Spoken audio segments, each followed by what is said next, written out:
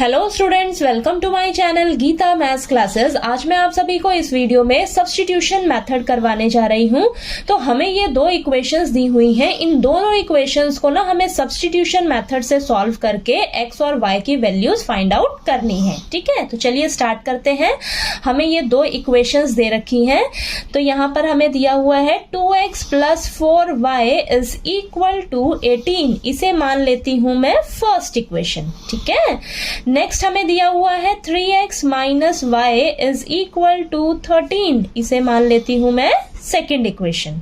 ठीक, अब substitution method में हम क्या करते हैं, हमें ये जो दो इक्वेशंस दी हुई है ना, इनमें से आप चाहे आप x की वैल्यू निकाल लीजिए किसी भी इक्वेशन में से, या आप y की वैल्यू निकाल लीजिए किसी भी एक इक्वेशन से। ठीक है, जिससे आपको इजी लगे किसी भी एक वेरिएबल की वैल्यू निकालना, आप उस वेरिएबल की वैल्यू निकालिए।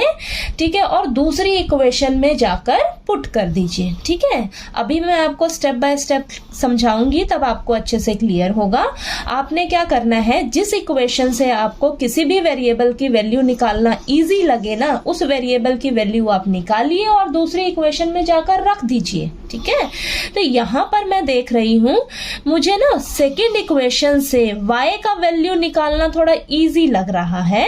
तो मैं क्या करूंगी, यहां पर लिखूंगी फ्रॉम इक्वेशन सेकेंड इक्वेशन क्या है हमारे पास, 3x - y is equal to 13। ठीक है, मैं चाह रही हूं y की वैल्यू निकालना, पर यहां पर मैं देख रही हूं कि y जो है वो मेरे पास माइनस में है। तो ठीक है, मैं क्या करती हूँ, माइनस का y है इस तरफ ले जाती हूँ, प्लस का y हो जाएगा। ठीक है, तो ये देखिए 3x is equal to 13 plus का y।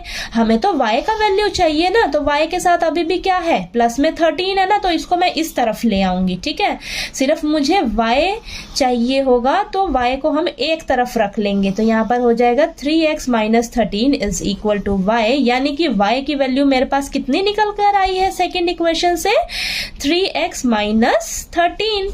ठीक है, तो इसे मान लूंगी मैं थर्ड इक्वेशन।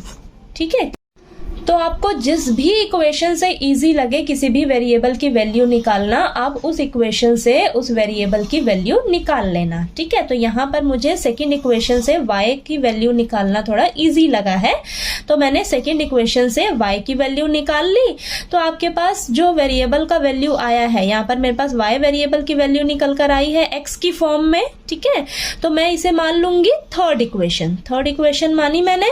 अब मैं क्या करूंगी, मैंने ये सेकेंड इक्वेशन से निकाली है ना, तो मैं इसे फर्स्ट इक्वेशन में जाकर पुट कर लूंगी। ठीक है, तो यहां पर लिखेंगे हम put the value of y in equation first.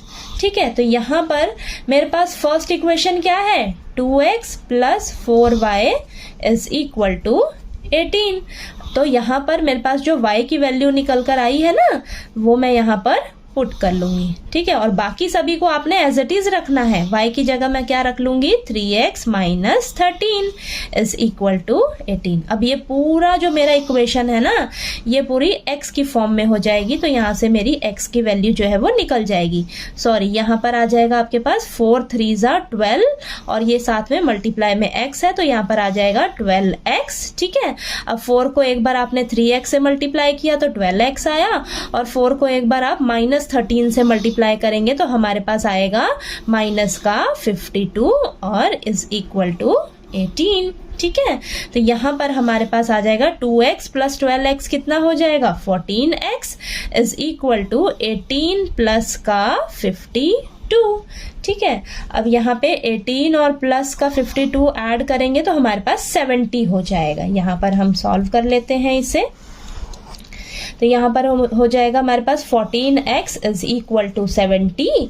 ठीक है, तो यहाँ पर मेरे पास x की वैल्यू कितनी आ जाएगी, 70 अपॉन में 14 जो है वो x के साथ मल्टीप्लाई में है, तो इस साइड जाकर कहाँ आ जाएगा, डिवाइड में आ जाएगा। ठीक है, तो ये 14 और 70 आपस में कैंसिल होंगे 5 पर। ठीक है, तो यहाँ पर मेरे पास x की वैल्यू कितनी निकल कर आ जाएगी, 5 आ जाएगी। ठीक है, x की वैल्यू आ गई निकल कर 5 आ गई। ठीक है, अब x की वैल्यू जो आई है इसे हम किसी भी इक्वेशन में रख कर क्या करेंगे, y की वैल्यू निकाल लेंगे। तो मैं क्या कर रही हूँ, थर्ड इक्वेशन में पुट करने जा रही हूँ। तो यहाँ पर लिखिए put the value of x is equal to 5 in equation third. ठीक है, थर्ड इक्वेशन क्या है हमारे पास, y is equal to 3x minus का 13। तो यहाँ पर y is equal to 3 into x की वैल्यू क्या आई है, 5 आई है, वो रख लीजिए आप। ठीक है, तो यहाँ पर आ जाएगा आपके पास 15 माइनस का 3। ठीक है, तो यहाँ पर आ जाएगा हमारे पास y का वैल्यू कितना आ जाएगा निकल कर, 2 आ जाएगा। ठीक है, तो यहाँ पर x की वैल्यू हमारी आ गई 5 और y की वैल्यू आ गई निकल कर 2।